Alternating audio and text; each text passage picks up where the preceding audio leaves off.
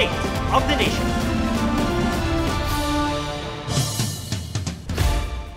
Bago ngayong gabi, pinaghahanda na ni Senate President Cheese Escudero ang mga opisina ng Senado para sa impeachment trial ni Vice President Sara Duterte.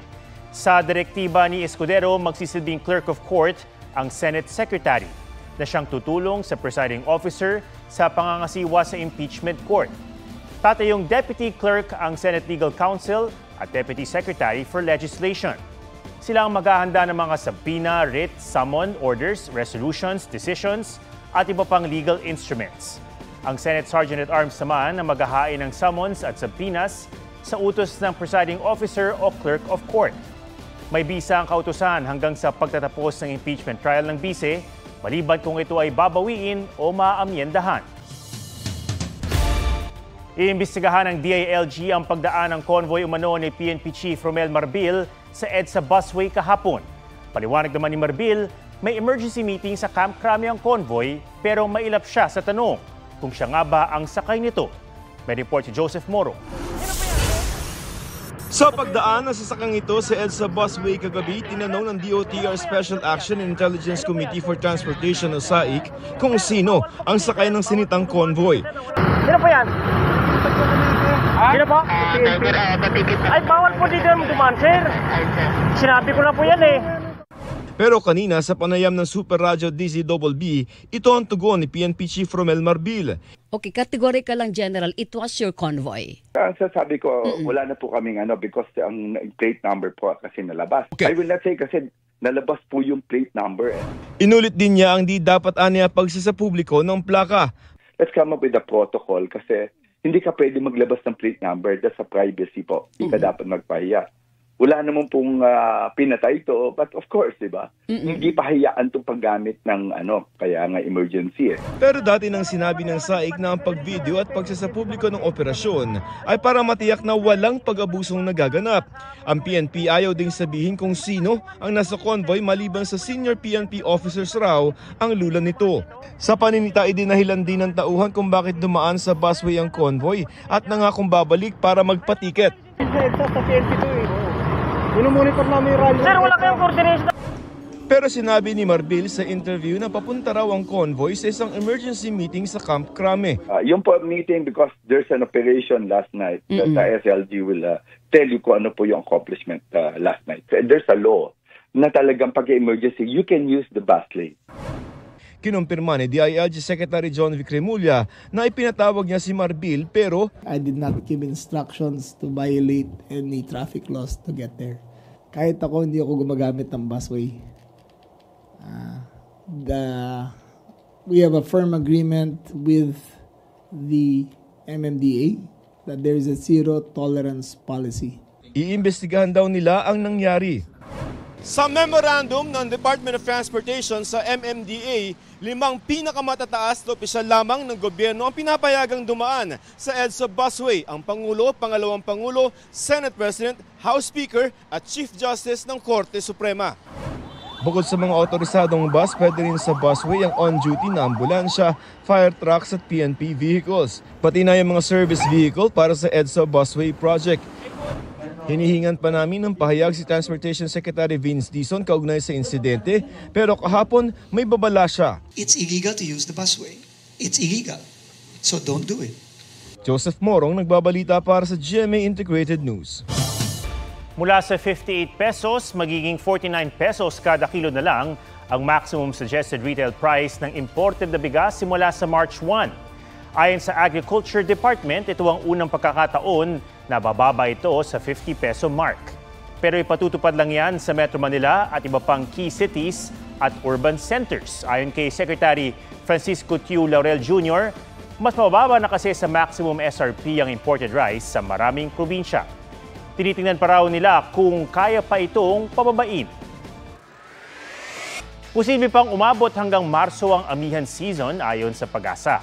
Ang Health Department patuloy ang paalala sa publiko para makaiwas sa mga sakit na karaniwang nakukuha pag malamig ang panahon. Yan ang Fit Track Report ni Marizo Mali. Inabutan naming nagre-relax ang magkapitbahay na senior citizen na sina Nanay Aurora at Nanay Marisa. Ninanamnam daw nila ang preskong hangin sa hapon. Pero paggabi, iniinda naman daw nila ang lamig ng panahon. Kumikirot ang paa ko pag malamig. Yun, maano mo yung kirot ng tuhod ko. Ayon sa Pag-asa, umiiral pa rin ang hanging amihan. We're looking at possibility of first hanggang second week ng March o baka mag-extend pa na hanggang third week of March. Kaya ang DOH pinag-iingat ang publiko sa iba't ibang mga sakit tuwing malamig ang panahon. Yung may comorbidity or may ibang sakit, sila yung pwedeng ma-ospital, maging secondary bacterial infection, pwedeng maging pneumonia, pwedeng ikamatay kung may edad na at may ibang komplikasyon. Base sa surveillance ng Department of Health, bumaba ng 40% ang bilang na may influenza-like illness o malatrangkasong sakit sa bansa mula January 1 hanggang February 15, 2025 na nasa 17,535 cases na lang kumpara sa 29,225 cases sa parehong panahon noong 2024. Keep yourself healthy and disiplina sa katawan. Mariz Umali nagbabalita para sa GMA Integrated News.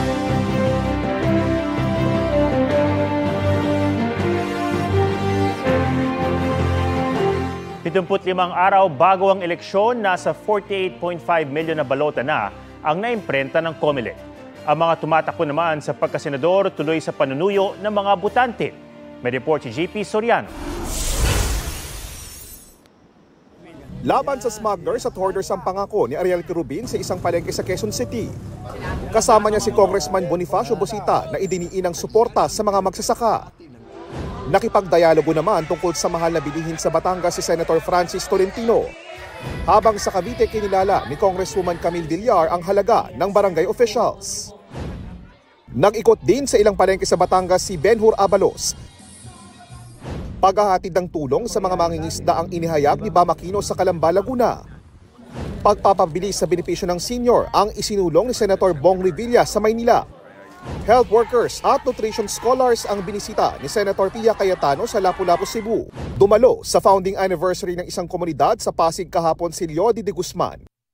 Dumalo si Senator Bato de la Rosa sa Assembly ng Philippine Councilors League sa Cebu. Pag-face out sa jeepney modernization ang tinalakay ni Modi Floranda sa mga tsuper sa Pampanga. Sa QC, pinasalamatan ni Senator Bongo ang local leaders sa paglapit ng serbisyo sa taong bayan. Ibinida naman ni Gringo Honasan ang kanyang sakripisyo at pagmamahal sa bayan ng mag-ikot sa Cavite. Kahapon binigyang diin ni Ping Lacson sa Cavite ang papel ng pulisya kontra droga. Subsidiya para sa minimum wage earners ang isinulong ni Senadora Amy Marcos sa Nueva Ecija. Patuloy naming sinusundan ang kampanya ng mga tumatakbong senador sa eleksyon 2025. JP Soriano, nagbabalita para sa GMA Integrated News. Naglabas ang Social Weather Station sa SWS ng panibagong voter preference survey para sa senador. May report si Tina Panganiban Perez. Sa Social Weather Station isang advisory at research consultancy group, lumabas na kasama sa top 12 na posibleng mananalo sa eleksyon 2025 sina Congressman Erwin Tulfo, Senators Bongo at Lito Lapid, dating Senate President Tito Soto, broadcaster na si Ben Tulfo, Senators Ramon Bong Revilla at Pia Cayetano, dating Senador Ping Lacson, Senator Bato de la Rosa, dating Senador Manny Pacquiao, Makati City Mayor Abby Binay, at TV host na si Willie Revillame. Isinagawa ang Strat-based SWS February 2025 National Survey noong February 15 hanggang 19, 2025. Ginawa ang survey bago ilabas ng COMELEC ang Resolution 11117 na naglalatag ng karagdagang alituntunin para mas mabantayan ang mga survey at mga nasa likod nito. Kaya ayon sa COMELEC, hindi raw sakop ang survey ng bagong mga alituntunin. Ginawa ang survey sa pamamagitan ng face-to-face interviews sa 1,800 registered voters sa buong bansa. Mayroon itong plus-minus 2.31% na error margin. Tina Panganiban Perez, nagbabalita para sa GMA Integrated News. Tila ginawang dartboard ang isang aso sa Murcia, Negros Occidental matapos siyang panain ng 5 beses.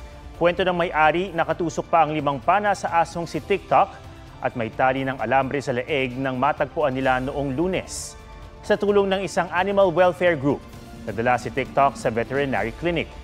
Nagbayanihan online ang ilang animal rights welfare para makalikom ng pera para maoperahan ito.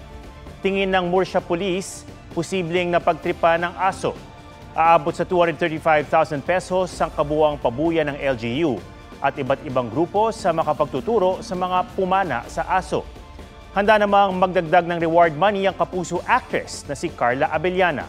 Sa gitna nito, pinag-iingat ang publiko laban sa mga nagpapanggap na NGO na nangihingi ng donasyon para kay TikTok.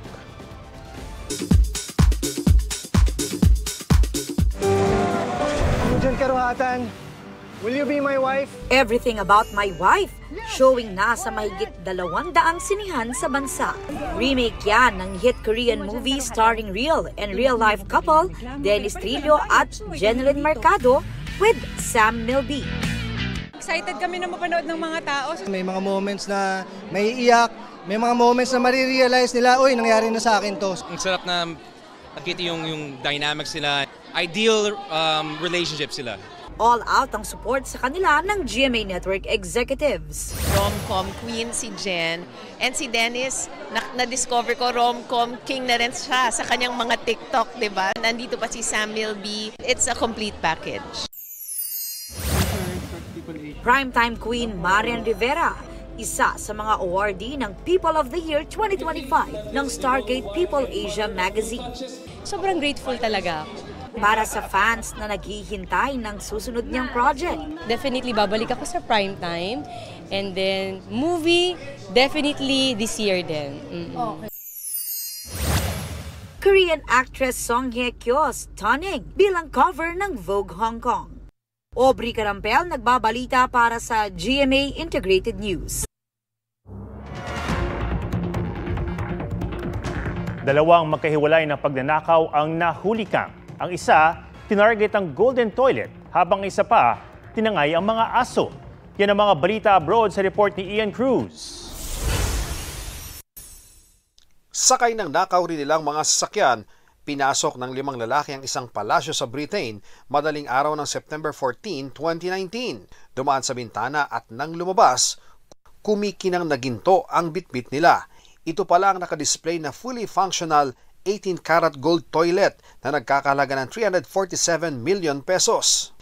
Nitong Lunes lang, February 24, dininig ang kaso sa korte kung saan 3 sa mga suspect ang nilitis. Sa investigasyon, maaring hinati sa maliliit na piraso ang gintong inidoro at pinaghati-hatian ng 5 suspect. Biglang bumagsak sa sahig ang lalaking yan sa Colorado, USA. Habang aligaga ang mga tao sa pet shop, tinangay ng kasabwat ng lalaki ang mga tutang bulldog. Habang tumatakbo, nadapa ang kasabwat at makikitang bumangon ng lalaki at tumakbo rin palabas. Natangay nila ang 2 bulldog na nagkakalaga ng halos ₱250,000. Isa sa mga ninakaw na tuta ang nabili ng isang babae sa kalsada at isinauli ito sa shop. Ian Cruz nagbabalita para sa GMA Integrated News. Sa isang engranding field demonstration dance performance, sinimula ng isang sports event sa Ilocos Region.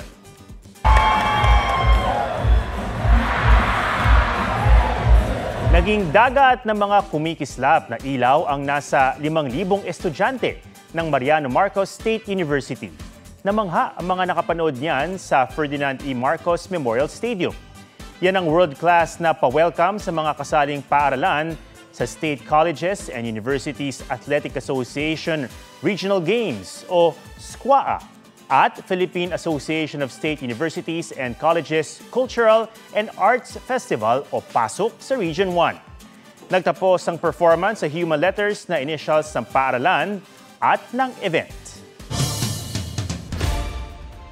Yan po ang State of the Nation para sa mas malaking misyon at para sa mas malawak na paglilingkod sa bayan. Ako si Atom Araulio mula sa GMA Integrated News, ang News Authority ng Pilipino. Huwag magpahuli sa mga balitang dapat niyong malaman. Mag-subscribe na sa GMA Integrated News sa YouTube.